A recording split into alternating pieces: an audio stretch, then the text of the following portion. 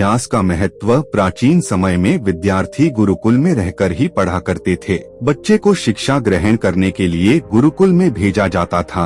बच्चे गुरुकुल में गुरु के सानिध्य में आश्रम की देखभाल किया करते थे और अध्ययन भी किया करते थे। वरदराज को भी सभी की तरह गुरुकुल भेज दिया गया। वहाँ आश्रम में अपने साथियों के साथ घुलने मिलने लगा, लेकिन वह पढ़ने में बहुत ही कमजोर था। गुरुजी की कोई भी बात उसके बहुत कम समझ में आती थी। इस कारण सभी के बीच वह उपहास का कारण बनता है। उसके सारे साथी अगली कक्षा में चले गए, लेकिन वो आगे नहीं बढ़ पाया। गुरुजी जी ने भी आखिर हार मानकर उसे बोला, बेटा वरदराज, मैंने सारे प्रयास करके देख लिए हैं। अब यही उचित होगा कि तुम यहाँ अपना समय बर्बाद मत करो, अपने घर चले जाओ और घर वालों की काम में मदद करो। वरदराज ने भी सोचा कि शायद विद्या मेरी किस्मत में नहीं है और भारी मन से गुरुकुल से घर के लिए निकल गया। दोपहर का समय था। रास्ते में उसे प्यास लगने लगी। इधर उधर देखने पर उसने पाया कि थोड़ी दूर पर ही कुछ महिलाएं कुएं से पानी भर रही थी।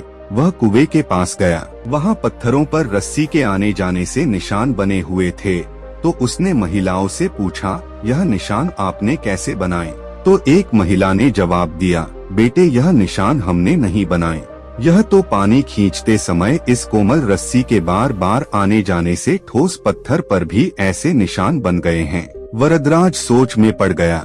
उसने विचार किया कि जब एक कोमल से रस्सी के बार बार आने जाने से एक ठोस पत्थर पर गहरे निशान बन सकते हैं, तो निरंतर अभ्यास से मैं विद्या ग्रहण क्यों नहीं कर सकता। वरदराज ढेर सारे उत्साह के साथ वापस गुरुकुल आया और अथक कड़ी मेहनत की। गुरुजी ने भी खुश होकर भरपूर सहयोग किया। कुछ ही सालों बाद यही मंदबुद्धि बालक वरदराज आगे चलकर संस्कृत व्याकरण का महान विद्वान बना, जिसने लघु सिद्धांत कौमुदी, मध्य सिद्धांत कौमुदी, सार सिद्धांत कौमुदी, गीर्वाण पद मंजरी की रचना की। शिक्षा दोस्तों, अभ्यास यह आपके हर सपने को पूरा करेगी। अभ्यास बहुत जरूरी है, चाहे वो खेल में हो या पढ़ाई में या किसी और चीज में। बिना अभ्यास के आप सफल नहीं हो सकते हो। अगर आप बिना अभ्यास के केवल किस्मत के भरोसे बैठे रहोगे, तो आखिर में आपको पछतावे के सिवा और कुछ हाथ नहीं लगेगा।